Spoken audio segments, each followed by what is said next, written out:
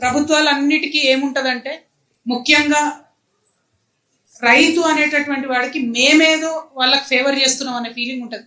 మేమేదో మా దయతోని రైతుకి సబ్సిడీ ఇస్తున్నాం, మేమేదో మా దయతోని ఎకరానికి ఇంత బిచ్చం వేస్తున్నాం అనే ఫీలింగ్ ఉంటుంది. ఎకరానికి ఇంత డబ్బు ఇచ్చి ఇడిచిపెడితే సాల్వ్ అయ్యే సమస్య కాదు రైతాంగ సమస్య. ఒక చిన్న బిడ్డను పసికూనని ఎట్లా సాదుకుంటామో అట్లా రైతును కాపాడుకుంటే, పంటను కాపాడుకుంటే మాత్రమే, ప్రతి సీజన్లో అట్లా కాపాడుకుంటే మాత్రమే ఖచ్చితంగా ఆ రీజన్ కానీ, ఆ స్టేట్ కానీ, ఆ దేశం కానీ బాగుపడే అవకాశం ఉంటుంది. మనలాంటి అత్యధిక జనాభా ఉన్నటువంటి దేశంలో ఖచ్చితంగా ఫుడ్ సెక్యూరిటీ కావాలి. రైతులు వ్యవసాయాన్ని విడిచిపెట్టి బయటికి వెళ్ళిపోతున్నారనే ఇప్పుడు భయంకరమైన రిపోర్ట్లు వస్తున్న సందర్భంలో అసలు ఇండస్ట్రీస్ కన్నా ఎక్కువ ఫోకస్ చేసి చాలా పెద్ద ఎత్తున ప్రొడక్షన్ తీసుకొచ్చి వాటికి మీరు అన్నట్టు వాల్యూ అడిషన్ చేసి రైతును, రైతు కుటుంబాలను, వ్యవసాయాన్ని ఒక పరిశ్రమలాగా చూసేటటువంటి ప్రోగ్రెసివ్ ప్రభుత్వాలు వస్తే తప్పితే మార్పు జరగదు.